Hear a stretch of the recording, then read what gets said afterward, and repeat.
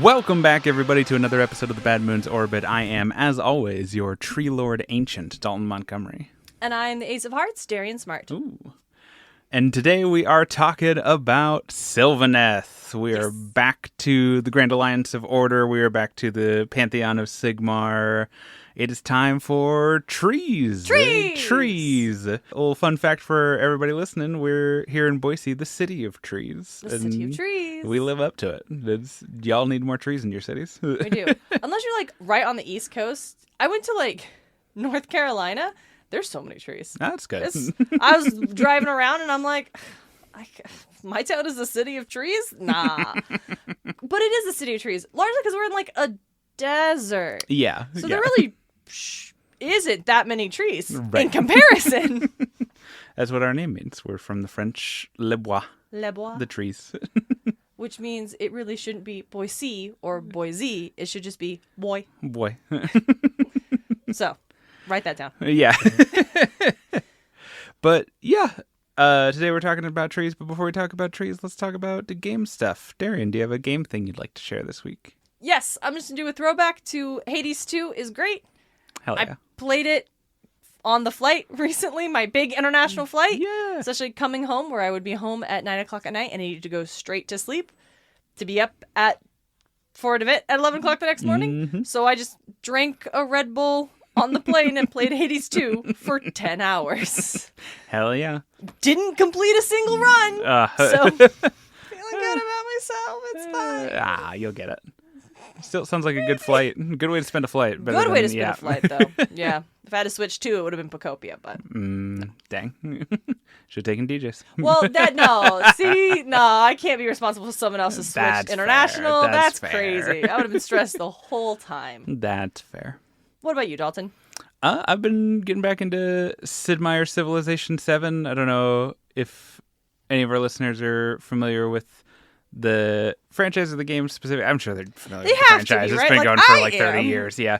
But when Civ 7 launched, they took some big swings and they didn't land all of them. And then they just got their big revamp update. And after that, it's good. Yay! I didn't dislike it when it came out. I thought the choices it made were interesting, if a little, need a little bit of polish. Mm-hmm. But yeah, after this update, it's just okay, I could see myself playing this one more than 6. For example, for 4 hours straight this morning. I was going to say, yeah, I just literally woke up and was like, oh, I don't have anything going on till later. I'll play a couple rounds of Civ 7 and then just did a whole game in one sitting for 4 straight hours, which is, panically take a shower and stuff before we had to go to stuff. But meanwhile, I'm just leisurely eating breakfast, hearing people, do you need the bathroom for that? I'm like, no. I'm like, are you okay? I was just I was like, what's happening? I'm just down here cleaning the kitchen, eating waffles. Like, da-da-da-da. We had very different mornings. It's true. But yeah. Let's talk about the trees, the Sylvaneth. The trees. We speak for the trees. We speak for the trees. The These ones. reference. That would have been good, but it's Pride Month. It is still Pride Month. Yes. I did double check. Listen, I can speak for the trees anytime. It's true. I'm only allowed to be ace during the month of June. That's true. And we'll have a second Sylvaneth episode. As with previous episodes, this one's going to be our broad strokes. The next episode's going to be, I've come up with famous faces and famous places, talking about our big cities / their glades with Sylvaneth. Yeah. So that'll be our second episode. But this episode, we're just going to talk the broad strokes. So what is a Sylvaneth? A dryad with fangs. Yeah, kind of. Well, that's one kind of Sylvaneth. Ooh. So much root of the word, right, is Neth is the Elvish word for people. So these are the people of the woods, as opposed to Eineth, the people of isolation, or Lumineth, the people of light, right? And so while they follow the Elvish naming convention, Sylvaneth are not elves. That's a very important distinction. Alarielle was an elf in life, but upon her ascension to godhood, she does not think of herself as an elf anymore. She did not take part in the plot to trap Slaanesh. She doesn't conference with the other elven gods. She specifically has called the elves a past season. They're a thing that makes sense for her. Yeah, they're a thing that happened. They were lovely. We do not need to we can mourn them. we should not try and force them back into the world any more than we should try and force winter to be spring, right? Like, you're just going to cause more hardship that way, is Alarielle's stance. Not a universally, like, enforced stance. There are certainly elves who live amongst the Sylvaneth and, like, interact with the Sylvaneth. Big populations of elves on Ghyran, including ones who worship Alarielle's husband Kurnoth, the Kurnoth who we talked about during our Darkwater episode, right? Yeah. Because Alarielle's husband is Kurnoth, the god of the hunt. He's dead, but I was gonna say, I think that guy's not here anymore. Correct, but people still worship him. Yeah, for sure. Keep the old traditions, etc. But so that's the most important first step for Sylvaneth. Not elves. They share a lot of elven culture because they are. So I guess we'll start with Sylvaneth originate from Alarielle. There's no, it's not a like orcs situation where like orcs and goblins like are kind of their own thing and they worship Gorkum, or it's not a like night haunt situation where like ghosts and specters and whatnot were a natural part of the world, and then they've been kind of like press ganged into being associated with Nagash. Alarielle created the Sylvaneth, and they have exclusively like grown outward from her care.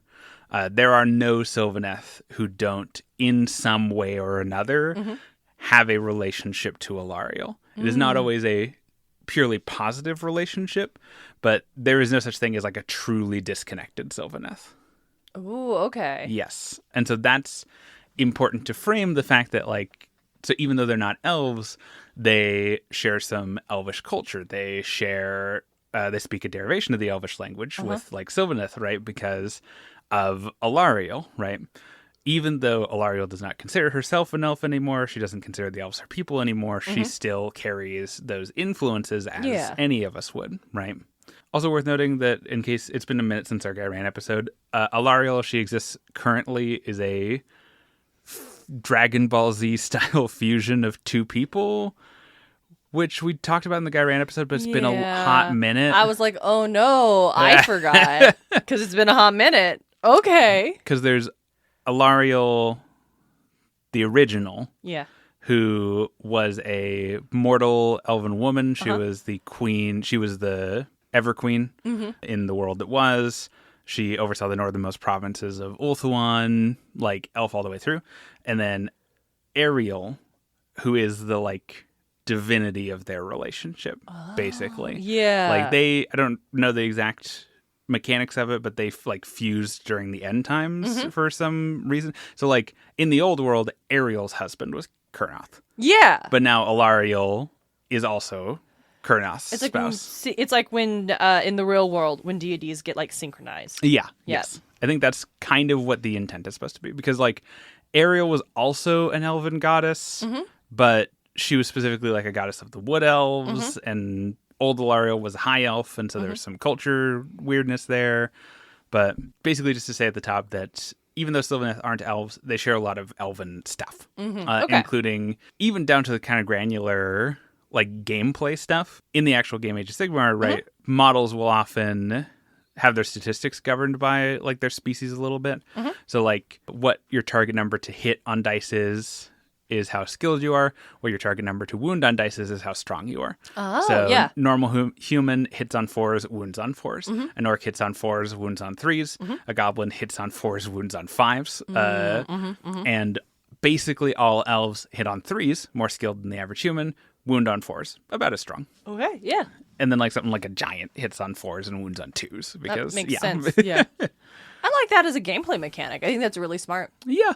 And so that's another, like, because most Sylvaneth hit on 3s, wound on 4s. So they'd share that with elves as well. Like I said, it's very... I've taken a lot of time to basically say they're not elves, but they're related. Yeah, in like a distant cousin. Yeah, exactly. So when we talk about Sylvaneth, what we're actually describing is, like I said, unlike the Idoneth or the Lumineth, or even a lot of other species that are like groups that factions that like fall under the same banner, Sylvaneth really are, they're the same kind of life, but they are different things within that, if that makes sense. Yes. So like... Elaborate. all Sylvaneth reproduce in the same way. All Sylvaneth share some elements of kind of their magical like connection to nature, but you'll have Sylvaneth who are about person-sized. Parts of their body are made out of like nature energy, and you'll have Sylvaneth who are 3 stories tall, built mostly out of like the wood of the forest and who have lived for thousands of years. Damn. Right? Like, and both of these 2 creatures are Sylvaneth, even though they are like different kinds of Sylvaneth. Okay, yeah. But they share a lot of elements of that in being Sylvaneth, Okay. I guess, if that makes sense. Yes. And they're not like transferable. It's not like a little Sylvaneth can become a big Sylvaneth. Oh. They are still their own thing, even if they're all Sylvaneth. Okay. I almost want to, and I don't know if this is just because we're going to see like an insect sub-theme with Sylvaneth. I almost want to compare them to like bees, Okay. where like all bees are bees, Okay. but bees can like vary quite a bit. Be like a honeybee or a carpenter bee. Yeah, well, even within a hive, right? Oh, okay. Because drones, nymphs, workers, and the queen are all the same species, but they're very biologically different. very different. Okay, yeah, I think bee is a good comparison then. Yeah. Yeah. So, what are some universal stuff for Sylvaneth? God, for the way, I don't know, the inflection of your voice, for a moment, I got so scared that you were legitimately asking me that question. Like, I was supposed to know. And I had the feeling of, you know, when you have a dream and you're like, oh my God, I'm back in school and it's a test. And I had that feeling. Oh, no. It's like, wait, no. Yeah, Darren, tell me about Sylvaneth. That's actually not how this podcast works at all, famously. So we have a couple of universal concepts that apply to all Sylvaneth. The first are, these are both aspects of Sylvaneth like reproduction. They are soul pods and lamentiri. Okay. Soul pods are the source of new Sylvaneth. Okay. Sylvaneth do not procreate in the way that like animals do. They are plant first, and they are grown from soul pods, which grow naturally in places that the Sylvaneth have tended to them with like strong life magic. Okay. Basically, Alarielle, they grow from seeds. Alarielle planted the first seeds to grow the first Sylvaneth, and now they propagate like many plants do. Like a soul pod bears fruit. That fruit is a new Sylvaneth, and then you can collect seeds from the pod to grow new pods. Huh. Yeah. So, Okay. yeah. Despite that, a lot of Sylvaneth still adopt like gender identity as just like a matter of course, including like there's kind of an interesting, I think it's mostly a social thing, but also I'm realizing it in this moment, which is why my tone has gone weird. The command models in a lot of Sylvaneth units are female, which isn't necessarily an inversion, but it's probably notable because their patron goddess is Alarielle. Yeah. Yeah.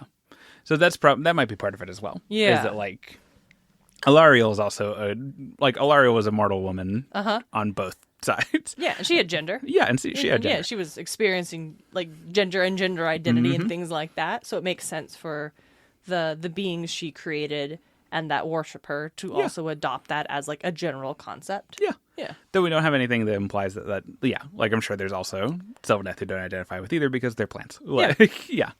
Happy Pride to the non-binary Happy Pride, Sylvaneth. yeah. So that's soul pods. Soul pods can produce multiple Sylvaneth. Like if a soul pod is left, it will just keep like growing new Sylvaneth. And a soul pod takes a long time to grow to maturity. So there's our impetus of when Sylvaneth establish a glade, when they plant their soul pods and like tend and nurture them and stuff. That is the stakes in the same way that like, well, I guess in a different way then, because like if you think of the hostility of the mortal realms, if like a city gets sacked or a flood comes through or some kind of natural disaster, the people living there can pick up, they can move, they can go to somewhere else, they can continue having kids, they can like continue their thing. You can't uproot soul pods. You can't like move them to a new place. The Sylvaneth are more than a lot of people in the setting, like very anchored to their glades, to their homes, because that's it, right? Yeah. Like, because if you lose like a soul pod grove, it is an believable tragedy, both because you have lost those soul pods that are mature and can grow new Sylvaneth, but also you've lost like the seeds they were producing, like entire, and more than that, I'll use that as a springboard to talk about. You've also lost an element of the Lamentary. So Yeah, that's the other word you said earlier. Yeah, from lament. Lamentary are a thing that not all Sylvaneth have. Okay. It seems to be something given to a Sylvaneth as like an honorific thing, or potentially because like someone can tell that the Sylvaneth's going to do something important or be involved in something important. Lamentary are a place for a Sylvaneth's like soul to rest in their physical body. But not in a... So they kind of look like seeds. You can see them on like a lot of Sylvaneth models. Okay. And while they store parts of a Sylvaneth soul in a very similar way to when we talked about Osiarch. Yeah. They have the crystals, the gems that they'll have embedded in them that contain parts of their soul, so that if their body gets destroyed, they can just take that and put it in a new body. They're like that, but for a different purpose. Okay, what's the purpose? When a Sylvaneth within Lamentary dies, their Lamentary is taken back to the grove and planted. Okay. It doesn't grow anything new, but their memories and experiences get into the roots of the grove. Oh, and so like other Sylvaneth Yes. get it? Yeah, Oh. the Sylvaneth who are grown from the pods later will have, if not those like exact memories, it's described almost like a cultural tradition or like a hereditary memory in the same way that you inherit the traditions of like the culture that you grow up in. Yeah. Yeah. Sylvaneth who come out of soul pods where Lamentary have been buried, they might have some of the skills or expertise or like understanding of the world that their forebears had. Like I said, I like it as a supernatural representation of almost like tradition building, the little things that each generation passes on to the next. Yeah. I like it also as a contrast with Osiarch because even though it's two things that are very similar and fulfill a very similar purpose, that kind of sterility, that kind of stagnation of a thing dies and you bring it back is the opposite of what Sylvaneth stand for as nature spirits, right? They're about cycles. They're about the things that come after the things before, like growth, rot, decay, and growth again. Yeah. So using a Lamentary to try and like preserve the individual Sylvaneth would be unthinkable. Yeah. It's better than that it becomes the baseline part of the new cycle. Yes, Yeah. exactly. That's really neat. I like that. Yeah. I'm not fully sure what the conditions for who gets a Lamentary is, but again, I feel like it's either like an honor thing or like a you did cool stuff thing, so you get one. But Who gives them out? Is it Alarielle? I think it's the like people who tend the grove. Huh. Okay. 'Cause I think usually it's a thing you get when you're like born from the pods. Oh. And so it could be an honor thing, but a lot of the time it's probably just like, we know you're going to go. You're going to go far, kid. Yeah. Or you're going to be a grove tender. So you're going to get one because that knowledge of how to best keep the grove is something that we want to keep passing down. Right. And that's actually created, it's a big point of contention in the most recent battle tome. That's created a lot of people who are really worried about, because Sylvaneth are mostly centered around Ghyran, right? Naturally. So Sylvaneth have been fighting what they call the War of Life since the Age of Chaos, right? When Nagash Against rolled Nurgle. up. Not Nurgle. Nagash. Yeah. Fucking Nagash couldn't answer the voice Yeah. message, like the group chat. Yeah. Nurgle rolled up. Yeah. And so a lot of Sylvaneth, especially older Sylvaneth who remember what it was like during the Age of Myth, are worried that a lot of the Lamentary that get buried now only bring memories of like violence and conflict, and we're getting almost a like hereditary like cultural PTSD that's the like trauma seeping into the soil. Yeah. And they're worried that even if they win, the like emotional baseline of the groves is going to be so poisoned by just like eons of conflict that they're just going to have to start anew anyways. Like, and that's very, like I said, I like how Age of Sigmar can use a supernatural idea to tell a very human story. Yeah.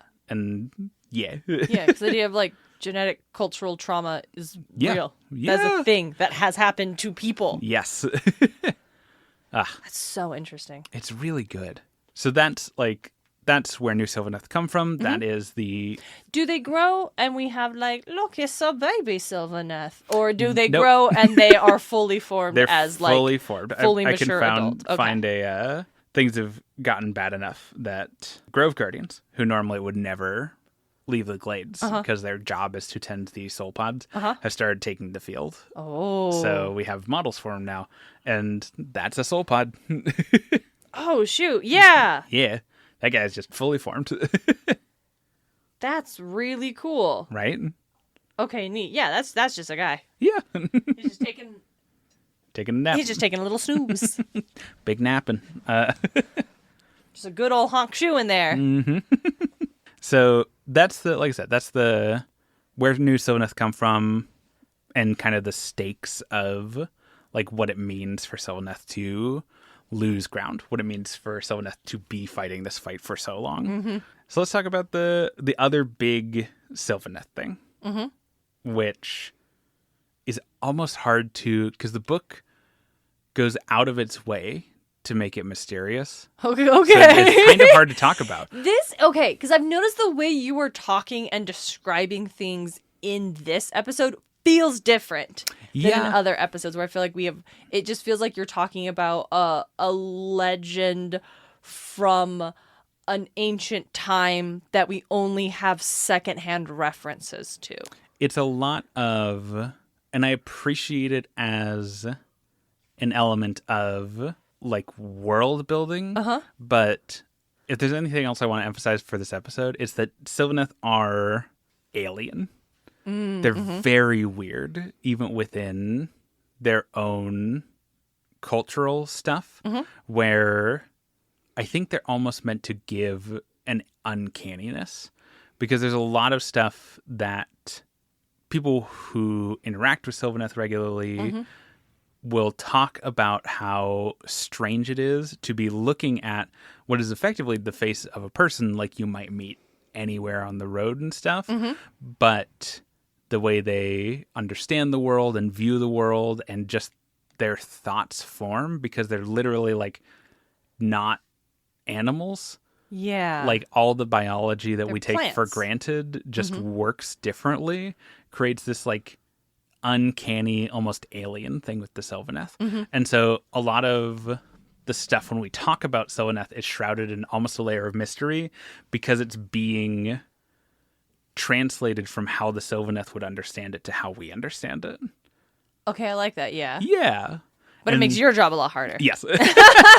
And so that's especially going to come across with the next thing we're going to talk about, which is the Spirit Song.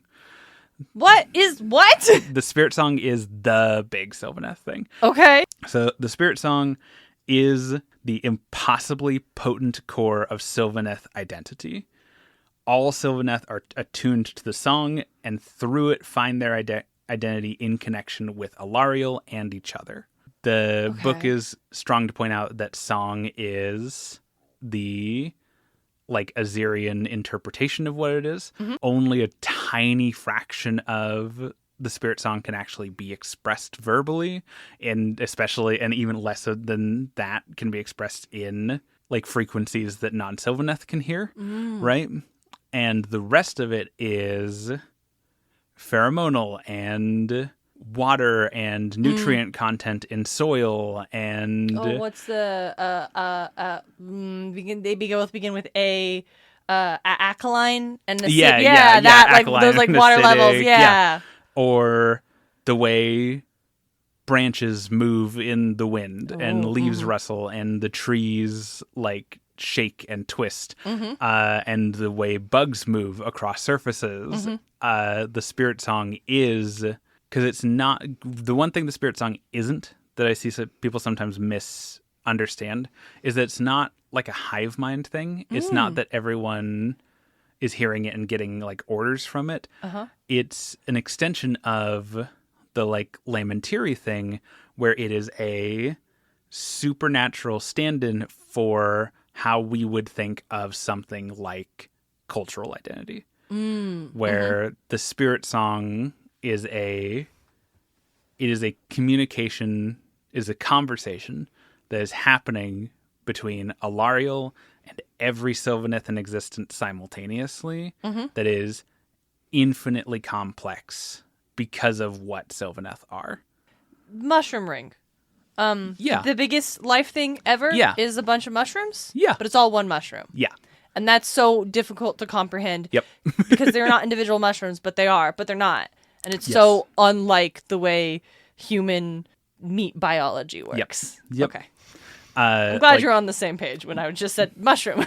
Mushrooms have like thousands of biological sexes, right? A thing that's just like 10 I could maybe come up with, and after that it's like I don't even know what we're talking about. Yeah. Like I said, that alienness is part of the point, and it's like I said, it's meant to be stand-in for all those little cultural things that we don't even recognize in ourselves. Your voice gets higher when you're asking a question. That's one of those things that like we don't tend to think about until someone points it out to us, and that's a cultural inflection. That is not a thing that everybody does. Some cultures smile when they're anxious, and that's like the nature of culture shock, right? And so for Sylvaneth, what the song is a magical version of that. Again, because they're so different. It's a thing that unifies. It's not just a thing provided to emulate the way that people would do that. It's their version of that. Like to the Sylvaneth, it is as natural as breathing. It's not a thing separate from them. It is what they are. To the extent that being cut off from the song for any reason is like unlivable. Sylvaneth just don't even know who or what they are anymore, basically. Because again, it's a stand-in for like community and culture. It's being cut off from the song is isolation in the purest form for Sylvaneth, where even if they happen to still be around other Sylvaneth, if they can't hear the song for whatever reason, it's completely isolating. Like losing one of your senses entirely. Yes. Losing most of your senses entirely. Actually, that way more. The song encompasses emotion, knowledge, metaphor, and, quote, permeates both body and soul. The Sylvaneth are the song, and the song is Sylvaneth. The two couldn't exist without each other, right? And I want to also emphasize the song originates from Alarielle. She's the, like, power sustaining it. But like I said, all Sylvaneth contribute to it. It's not a directive, it's a conversation. And so the thoughts and opinions and feelings and art and like emotion of individual glades can influence the song. There can be places in the song that are of a different timbre or of a different tempo because this glade is doing a certain thing a certain way, and that is either like harmonious or discordant with what the rest of the song is doing, right?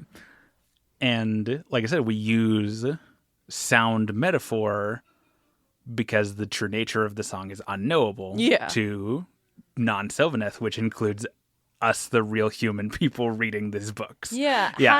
Has there been any fandom attempt to create sonically the vibe of the song? Ooh, I don't know, but I would love to look because I feel like that would be a good... We know of the parts of it that can be expressed like audibly. We know Sylvaneth tend to favor like woodwinds. Of course. So I'm picturing a lot of flutes. Though some have like lyres. Like we see a lot of lyres on like Sylvaneth models and stuff. The biggest like musician model in the Sylvaneth range is playing like a really long pan flute. Yeah. I saw that at Warhammer World. Yeah. There was a little great. model of him and it was so beautifully painted. Right. I remember that. Also, hey, apparently there is a big old Stormcast Eternal statue, and it was just somewhere else that wasn't the main entrance to the building where the public goes. So I'm glad to know there is one. The fact that it's tucked away somewhere that most people don't see, I will say, leans into the metaphor I was picking up on. Thank you for letting us know, though, dear listener. It's super cool that you work at GW. Thank you very much. Yeah. Something that is noted, but is not like super expanded upon, is that in the rare case that a like non-Sylvaneth manages to experience the song somehow, either through, like, it's possible to, like, look into a Sylvaneth's mind with certain magics, or, like, accidentally get attuned to it, or any other number of things, are either, quote, driven completely mad or overwhelmed in a way in which it just, like, kills them outright. No, that's exactly what I was thinking. Like, if it is like the wind and the water and the bugs and the nutrients in the dirt and all the things that another being is not designed to interface with, you're going to die. Like, it's just gonna sensory overload in the realest sense. Yes. And it's maddening because, like I said, a person wouldn't have the context for it again. Like, they just wouldn't know how to interpret it. Yeah. I keep coming back to the, like, Sylvaneth use magic as metaphor for real life, like, social constructs thing, because that's, like, what we're doing. It would be like listening to, like, a famous musician in the real world when you were an alien from space. Oh, yeah. You just hear sounds. Yeah. It'd just be noise overlapping, probably, because you're not attuned to hearing the percussion and the strings and the vocals as one thing. You'd probably just... for some reason, I thought of the Grinch. Oh. Talking about how on Christmas, down in Whoville, all the kids playing with all their toys, and it's just noise, noise, noise. And in the moment, I was like, yeah, all you're hearing is the different, discordant, disharmonious, like, pieces, and not all that it is, which is a bunch of families celebrating and having a nice time together. Like, that sound, when it's like you are expecting it and prepared for it and are part of it, that sound of kids playing with a bunch of different toys in the other room, and they're getting loud because the toys are loud, and your dad and your stepbrother are playing guitar in the other room, and the TV's on to the football game, and your stepmom and sister-in-law are talking, like, all those sounds all at once can be super overwhelming, or they can be deeply comforting. Yeah. And it kind of just depends on, like, how you are interfacing with all of that stimuli. Yeah. And if it's the thing that you are able to, like, in this specific case, a Sylvaneth who can pick up on all those pieces and are like, yeah, this is exactly it. This is harmony. And actually pick them out and hear them together and separately for what they're representing. Whereas if you're just being overwhelmed by all the things because it means nothing to you. Like I said, and taking it even further, like, imagine you're a space alien hearing, like, a symphony orchestra for the first time. Oof. And this is your first encounter with audible sound. Oh, yeah. Like, the idea that you can hit a thing and it will make a noise is a new concept to you. Like I said, that's the level we're operating on with the spirit song. Fireworks. Yeah, yes. Fireworks, too. First time encountering fireworks and having sight and sound for the first time. Oof. Ooh, and smell, because you'd also smell the gunpowder and stuff. Like I said, just entirely new. The way it describes the spirit song, I think, is the most, like, Sylvaneth look like people. They often act like people, but they are so alien to us that it's a miracle. Interesting. That's a horror narrative. Yeah, right? Like, that is, looks like people, acts like people, is not people. Like, is a very common horror narrative. Usually with xenophobic undertones. Yeah. To be like, they are not like us, they are pretending to be us. But Sylvaneth are one of the Order. Yeah, like, ones. They are the Grand Alliance of Order. They are allies, and they are not being framed as being other. And where, even though they are other, but other is not meant to be interpreted as bad. Yes, exactly. They are parallel to the ways we understand, like, life and community and the things that are required of you to be, like, a person, while still doing the same thing as us. Like, that's... I really like Sylvaneth because they went way out of their way to not just make them, okay, they're people, but they're trees, but be like, they're people, but they're trees. And what does that mean? What does it mean when you don't have pheromone to do all the background work that we expected to do? What does it mean when you don't have brain to do all the, like, background stuff that we expected to do? How would you form culture with a people whose cultural memories literally passed through the soil, right? Yeah. Like, You aren't taught those things. yes, it's wild. How do they get on with the orcs? Bad, generally. Yeah. They just have so much in common. Yeah, and it depends. So almost all glades originate in Ghyran, but they'll have enclaves in other places, and some enclaves in, especially like Gur and stuff, get along fine with orcs.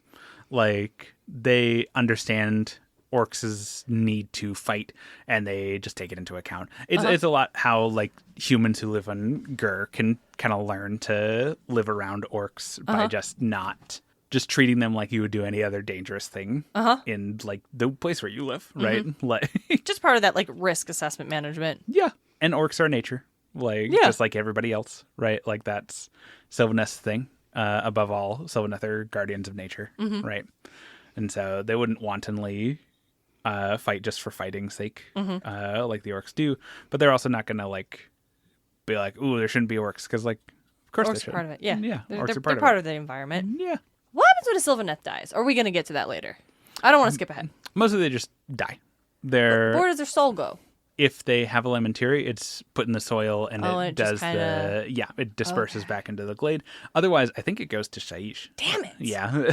Most souls go to Shaiish, but I was just hoping that since they, like, have a direct line with a goddess and whatever. Right. And I'm not sure. I know what happens with the lamentary, but it could be that they go back to Alarielle, but I don't think they would, right? Like, I think that's part of the bit, because it's not like an orc situation where orc souls get recycled, they reincarnate. Yeah. Because Alarielle wouldn't do that. No, but when a tree dies, the parts of the tree decay and they become into the earth and they become soil and nutrients for the new life that forms. Yes. So I can see again, I don't know how it works, but, like, I could see it still being in line with the belief system of Alarielle and the Sylvaneth too. The souls are used in the same way. They don't become the same being. Right. And they are used, like, all the souls get poured back into, like, a big bowl of soul juice, and then it just gets ladled out into new servings, but not like the bones. Yeah. Not like the bone men. Are souls a limited resource? No. Okay. Yeah. When a new person is born, their soul is formed from nothing. Okay. It's formed from, so once a soul has existed in Shaiish for long enough, it just kind of fades away, breaks down to its base components, and that raw material is what makes new souls. See, that's what I was picturing when I was describing the big bowl of soul punch. Yeah. It's just it goes back into its base elements and gets shifted into whatever the new thing is. But. Yeah. So I guess if anything, that's the, like, natural way of things. So if Sylvaneth do go to Shaiish, I'd have to look that up. But if Sylvaneth I just don't want anyone to go to Shaiish. No, honestly, is where I'm at. Yeah. If they do end up going to Shaiish, it's probably just to be part of that natural like cycle. The lamentary are just a more direct way of doing they are, like, because they aren't broken down into the base components. There's literally an element of them. Yes. That is. Okay, interesting. All right. Also, we know Nagash doesn't like lamentary. I'm sure he doesn't. So that's definitely I'm sure he gets real bent out of shape about it. I bet that's why he didn't answer the group chat. Spiteful bitch. Last 2 notes about the spirit song. Yeah, we mentioned the Sylvaneth getting disconnected from the spirit song. That means both they can't hear it anymore, it disconnects them from their community, it isolates them in a very real way, but it also means they can't add back into it, which in and of itself is a very, like, isolating thing. Not being able to receive community is one thing, but not being able to contribute to community is equally, like, harsh. And so Sylvaneth, who exists for any amount of time disconnected from the spirit song, tend to get, like, cruel and vindictive. Again, they lash out because it's the only... They can't connect with their own community anymore, and so they just seek any kind of interaction with the people they can. How does that happen to a Sylvaneth getting disconnected from the song? It's one of those things shrouded in mystery. We have a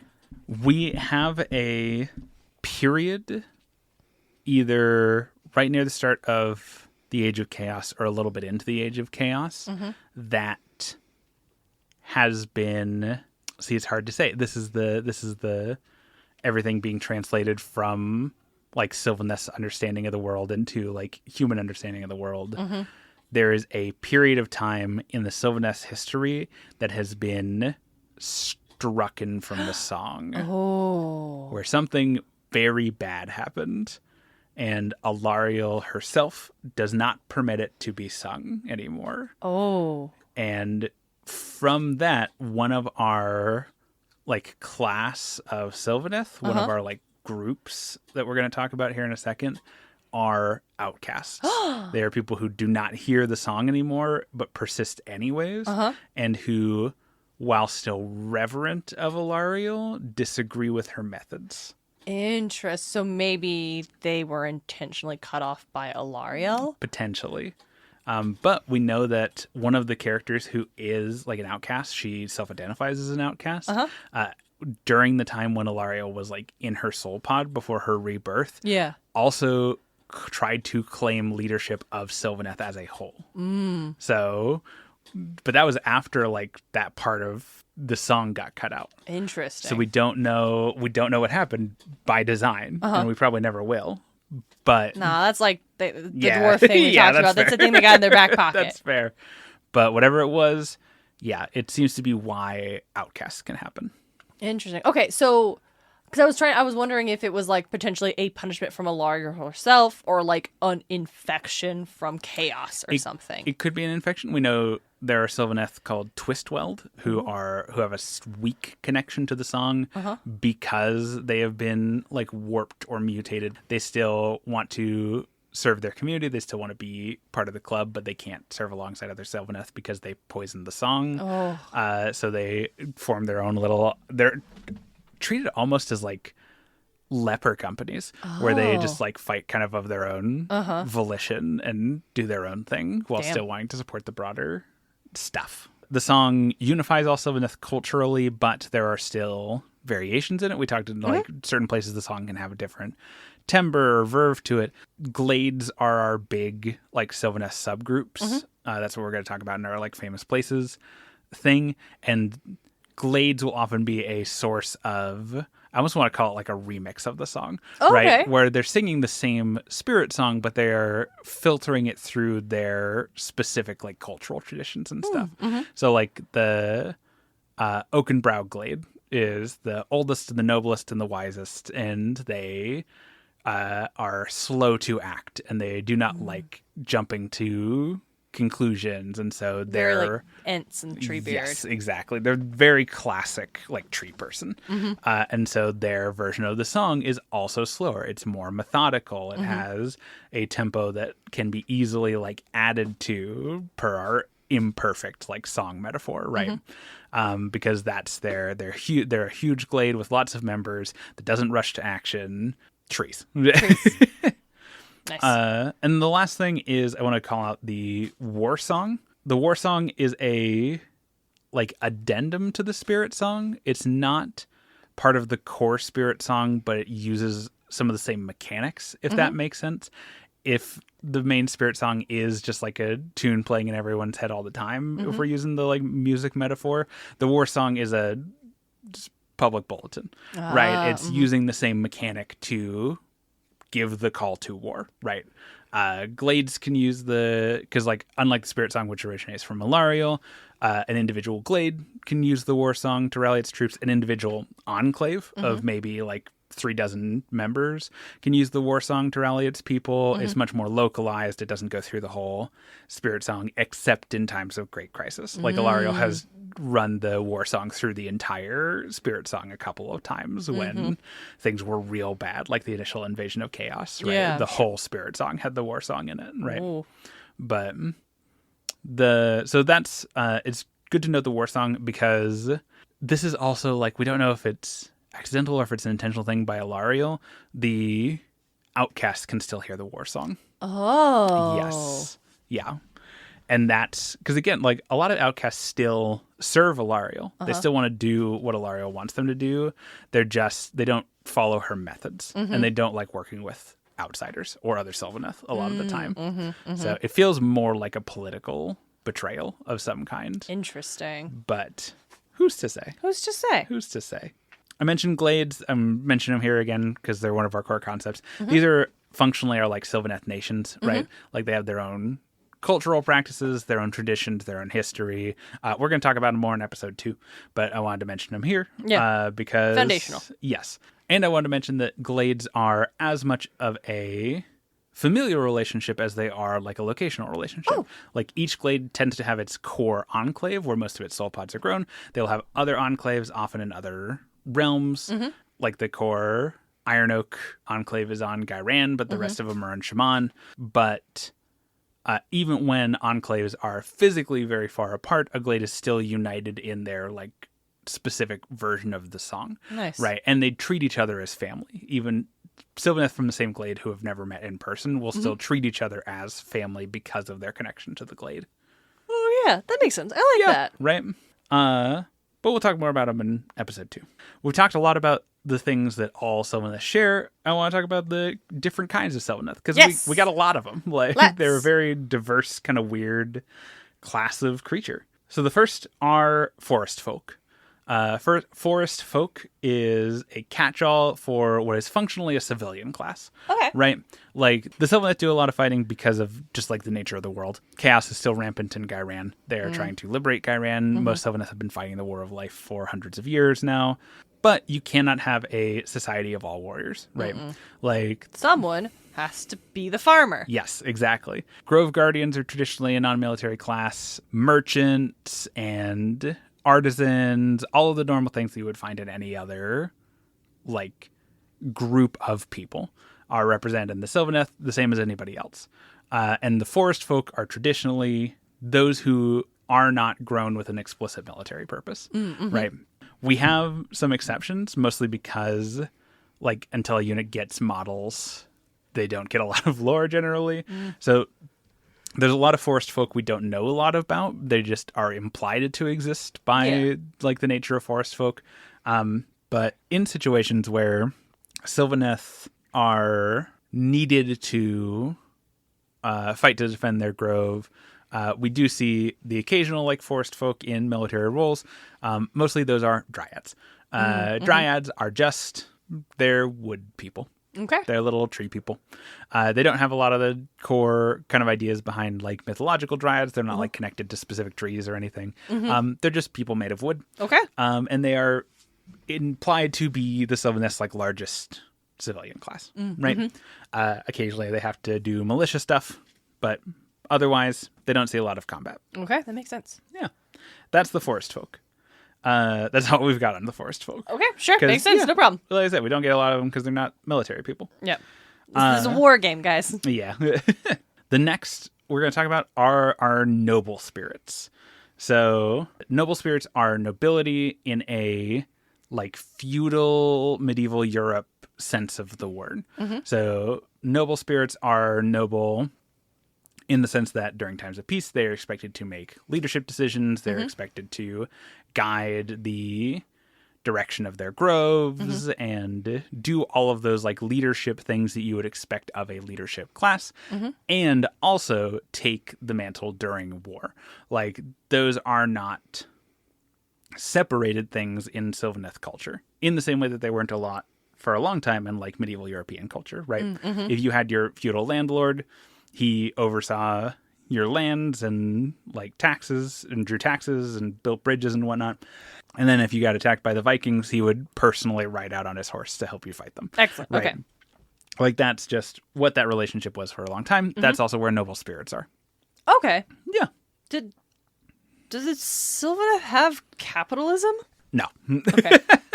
It's more of a expand the grove in this direction because there's good sources of life energy there and it's easy to defend, or even though the resources are good there, it's a bad strategic position, so we shouldn't expand the grove in that direction because it would endanger the rest of us. Cool. Or Sylvaneth will engage in trade, but nothing on the scale of like what we would associate with like a capital seeking. Yeah. Okay, cool. I was like, no, that can't be right, but I have to ask. Yeah. For the people who are confused in the audience, the economics major is going to note that commerce and capitalism are not the same thing. Excellent. But noble spirits are noble spirits are where we see first what are called revenants. A revenant is that more like elf-like kind of Sylvaneth, who still has like physical like wooden components, but have kind of a more like humanoid like torso body part. Interesting. Yeah. So like tree revenants are noble spirits. Oh yeah, these guys, they're tight as hell. Yeah. There are revenants who have like specific military classes. So like our big flute player is a war song revenant. His job is to extend the range of the war song during times of crisis, like onto the front lines. He's a noble spirit. We have branch witches, which are... Branch witches? Yeah. They're very dryad-like, where their body is mostly like composed of wood. They don't have that like kind of spirity like Yeah, torso what is part. that made out of? Is it like spirit energy? It's like spirit. Yeah, Cool. it's physical, but it's energy. Okay, yeah. Yeah. Branch witches are more like solid. They're in the same kind of strain as like dryads would be. A lot of the time their rules will explicitly reference dryads. They are a like wizardly class of the forest folk, basically, which elevates them to noble spirits, more or less. Like they tend to be civilian magicians that are then like pressed into military service because a wizard's always going to be good in battle. Yeah. And then kind of a class in their own, noble spirits is also where we get most of tree lords. Tree lords are your classic, like, that's an ant. Like, Yeah, that's an ant. they're huge trees. We have normal tree lords and tree lord ancients, which are just exactly what they sound like. They're just much older tree lords who tend to have much more responsibility and like leadership roles and stuff. Ooh. Tree lord, yeah. Oh, he's an ant, but scary. Yeah. Not that the ants aren't like intimidating, Yeah. but I love his screaming maw. Right. And his braided beard. Right. What do you mean you have a braided beard? You're a tree! It's wood fiber. Oh, you're right. Yeah, you're right. I forgot about wood fiber. So yeah, the tree lords mostly fall into noble spirit because, again, the ideal for a tree lord is that they are doing leadership stuff. Like they'll go to war, but it's not their main job. They're supposed to be these kind of ancient repositories of knowledge. It's like the ideal Sylvaneth settlement just has their own equivalent of like the Great Deku tree in the middle, Aw, who's yeah. they're handing out wisdom and telling stories of what things were like 1,000 years ago, right? Like, but being, you know, a 3-story tall tree man is also useful in battle. So we For see sure. tree lords at the field a lot. Of the tree lord style Sylvaneth, tree lords and tree lord ancients are noble spirits. There is a third kind that are actually in third? our next group. Oh, okay. Yeah. But those are the big things for noble spirits. Okay. The fact that they have both civilian and military responsibility is kind of what typifies them, right? That differentiates them from free spirits. Free spirit read as like free blade. Free spirits are the explicit military class. They do not have civilian obligations. They are not running cities or doing municipal work.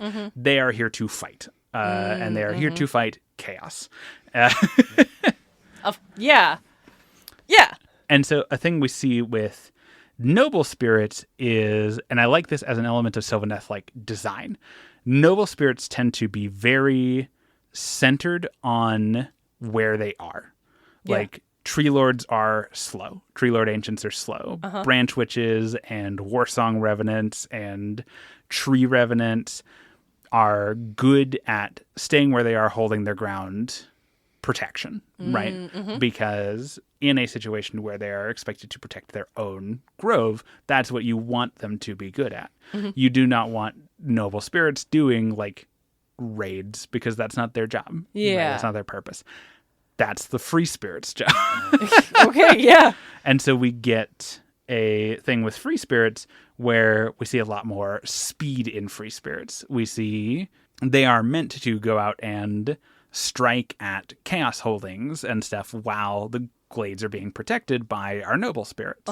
We have arch revenants, which are class of revenants with wings. They usually lead bands of gossamed archers who are revenants who are also grown with wings, so they can flit and like shoot from a distance. Yeah. Spite riders. Spite riders, very good. Yeah, they tame huge dragonflies and Yes! ride them into battle. Yep. I'm so happy. Can I see a picture? Yes. As I say, this is the first we're going to see a lot of the Sylvaneth have a strong connection with like the native bugs of Ghyran, and so they'll tame giant dragonflies and like beetles, and They're so good. a couple of our famous faces ride giant insects. I love that. One of those giant insects, I'm going to have to look up before the next recording. One of those giant insects I know isn't a real insect. It's a nature spirit. Oh. So I'm not sure how many of those that's the case for as well. But the beetle that Alarielle rides into battle on is a nature spirit, That not an makes sense. actual beetle. But yeah. So we have a lot of like revenants basically who are grown for the purpose of military. But we also have like two kind of weird outliers in the free spirits. The first are Kurnoth hunters.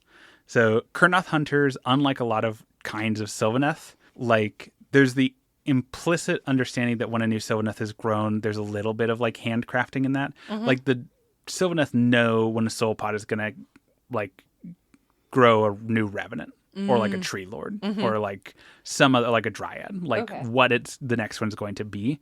And a lot of that seems to be Alarielle's design. Kurnoth hunters just kind of happened. Oh. And they only started happening after Kurnoth was dead. Who? Alarielle's husband. Oh, right. Yes, God of the Hunt. Yep. God, I just cannot remember that No, man. you're fine. What a lot of people, including myself, think is that Kurnoth hunters are, because they, straight from the soul pod, they follow Kurnothi traditions. They revere the hunt. They partake in Kurnoth's ancient rites and rituals. A lot of people, myself included, think that Kurnoth entered the like quote unquote like Sylvaneth gene pool because Kurnoth is dead, right? Like his spirit in some way like influencing the soul pods. Lemon... Yes. Because he died during the Age of Chaos. So like Kurnoth hunters didn't start showing up until after Kurnoth was dead. That and tracks. they have since become like the staple of protecting the glades and stuff in the same way that Kurnoth would be doing if he was alive.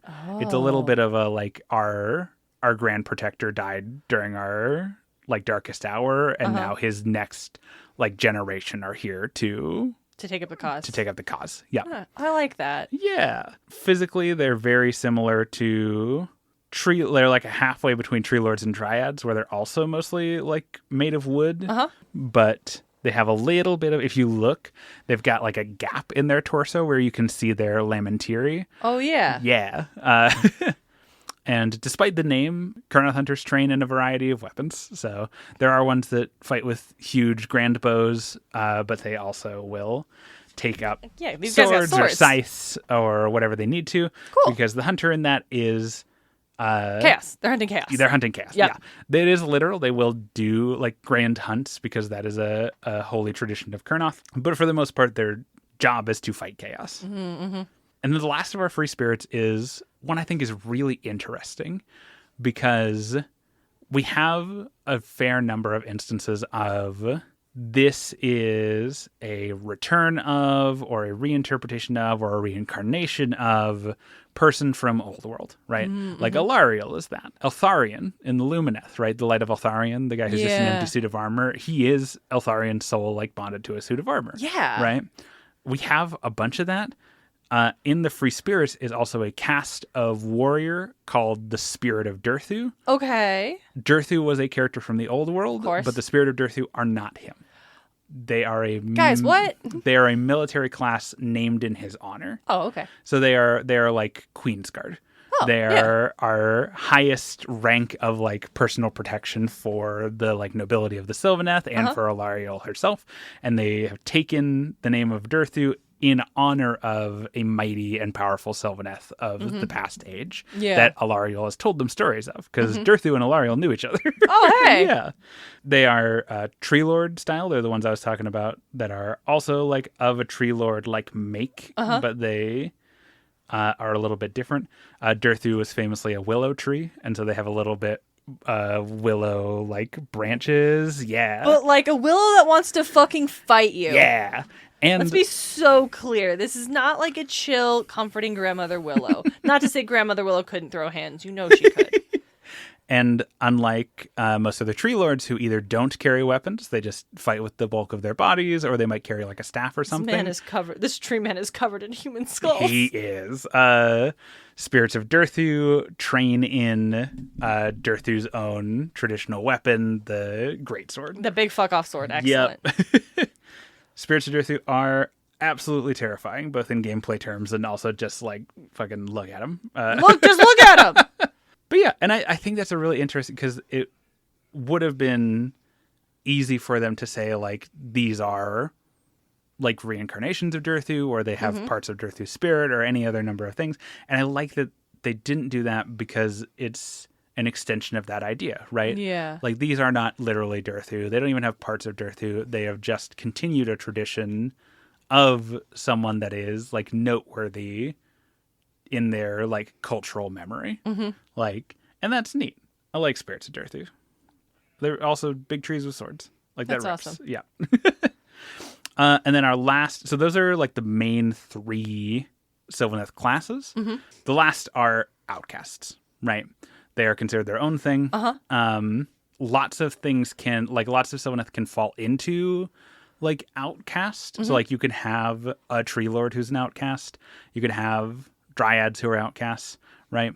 But outcasts also have their own kind of Sylvaneth. It seems to be a thing that happens to revenants specifically when they get cut off from the spirit song, is they become outcast revenants. They lose, like I say, it makes them cruel, bitter, hateful. They lose some of that like nobility of spirit that tree spirits have, and that is reflected in the parts of their body that are that like spiritual energy.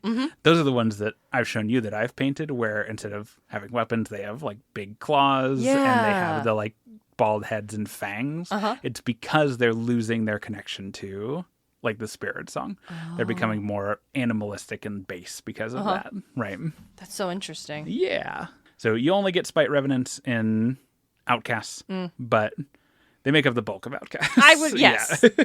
And I have a note on other miscellaneous, because this is super fun. We have, which is a play on sprites. I don't know why they're called spites, but it's fun. Because they're a sprite, but they'll bite you. Yeah. Not that a sprite wouldn't also bite you. You know, listen, fairy girl we know a sprite is also ready to bite you. Spite is a super broad category that means nature spirit animal, right? Covers literally everything from... There are little like energy dragonflies on a lot of Sylvaneth models. Those are spites. There are like Kurnoth hunters will sometimes have little like woodland spirits that like follow them around and like help them hunt in the same way that like a flushing hound would. Yeah. Those are spites. Branch witches tend to have like a special affinity for spites. There's almost always one with them helping them like do magic and stuff, which is fun. And then, yeah, as previously mentioned, Alarielle's personal mount, the Wardroth beetle, is actually a bunch of spites, which I think is very fun. When she is moving through the spirit paths, like stepping between trees, a thing that a lot of Sylvaneth can do, her beetle just turns into a ton of dragonflies and like follows her that way rather than try and like very much. clunk through the forest as a huge beetle. But yeah, so you see spites everywhere, and it's just they're a little bit gargoylean, where they tend to be on a lot of models. I love my gargoyleans. Yeah. They're just silly little guys, and I like that. Just silly little guys. I like that. They give you a lot of opportunities to paint them. They're like crazy little beetles, but like with a stump on their back. Yeah. I think that was like carrying their arrows. Like their spirit arrows. Yeah. Oh, that's so fun. Right. I'm so glad another like army faction gets a gargoylean. What's the right word to describe it? Spite. Well, spite. Yes, that is a spite. But like the Cities of Sigmar, they have gargoyleans. They have gargoyleans. And that is it a faction? No. Yeah.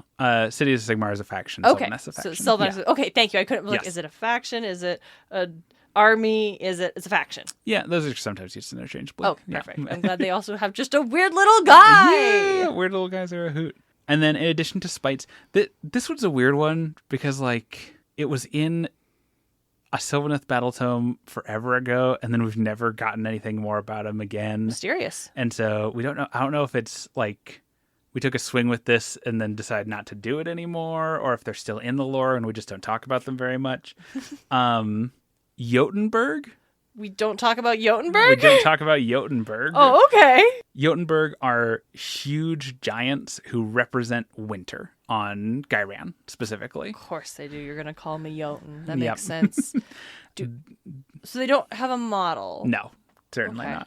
Hundreds of stories tall. Like, they are giants. Giant. Yeah. Like, truly mountainous. Yeah, they are, like, mythological giants. They're, like, holding up the world Atlas-style giants. Okay. Right? Because, specifically, their job is at the dawning of winter. They literally, like, pull the edge of winter like a blanket and run it across Ghyran. Shit, okay. To, like, coat it in, winter. like, snow and winter and cold. Yeah. That's all we have. They just are mentioned one time forever ago and we've never referenced them since? Yep. That's crazy, guys. Crazy. I have to assume that they're still around. But they just do the one thing? Yeah. Mostly because I think that would be cool. Yeah. What do they do at the end of the winter? Do they pull it back or I think so. just disappear? I think that's the implication. Or it might just go away because Alarielle herself heralds spring. Yeah. Like, it's just part of her thing. And do they just walk back to the other side, or does winter just come from the opposite direction next year? I think they just walk back to the other side. They spend the rest of the year getting back home. Slowly. Yeah. That's actually pretty magnificent. Or just you could see these massive giants slowly moving in the distance. You can it's like the shifting of the stars. Yeah. And time just being like, oh yeah, this time of year you'll see. Because I can't imagine they move very fast. No. So there's massive moving slowly, and eventually you look up in one day and realize they're just not in sight anymore. Mm-hmm. I kind of love that. Right. That's also crazy, though. Also, the seasons aren't called that in AOS. I always forget what they're called. Alarielle references them. It's the burgeoning is spring, the reaping is fall. Wow, we had a fucking copyright the name of these for the seasons too, gang. I like it as like a expression of like a different culture would come up with different names. Yeah. And like that's what you do. Like it's the reaping because fall's when you bring the harvest in. It's true. We just don't call elves here. So you know I'm going to call it. Yeah, that's fair. It's burgeoning spring. The reaping is fall. Mm-hmm. No, the reaping is summer. The dwindling is fall. Oh, okay. And Everdusk is winter. Huh. Okay, yeah. Yeah. Everdusk is a fun name. That's a great good. like indie garage band name. We are Yeah. Everdusk. Actually, that's great. Everdusk is the name of the band that plays the soul song in like a sonic format that we can understand it. Absolutely. Get on that, gang. the Jotunberg pull Everdusk across the world like a huge blanket. We mostly get mention of them because like they don't owe allegiance to Alarielle, but they'll help out sometimes. Like they helped fight back a little bit during the Age of Chaos, it sounds like, or like the start of the Age of Chaos. Yeah. But eventually retreated to just because they have a purpose in the natural world to fulfill. They have a job. Yeah. That frankly is bigger than fighting chaos, bringing winter in. Yeah, those are all of our kinds of Sylvaneth. That's kind of our big... I'm really big fan of these tree folk. They're like, really good. I'm really liking the tree folk. I've been really excited for this episode, gang. Yeah. I like them a lot. I like that they contain like a lot of different cultural stuff. Like I said, one thing I think AOS can be really good at doing is you start with a simple it's like, oh, I feel like it walks a great line between simple idea with complexity under the hood, right? Like if someone's trying to get into Age of Sigmar, it's like, oh, what are your factions? It's like, oh, well, we got the vampires and their skeletons, and we've got the tree people, and we've got the orcs and stuff. And then once you've like that surface level understanding is there and you're like, oh, I really like trees or whatever. And then after that, you can be like, wow, there's a lot of like stuff here under the surface that really adds complexity and depth to this. Like I love that the Sylvaneth are so like alien. It's like such a crazy direction to take them with. Yeah, right? Because that is such a departure from what we understand like personhood to be. And I think just that's neat. That's neat. Yeah. I'm a big fan of them, but very good. Yeah.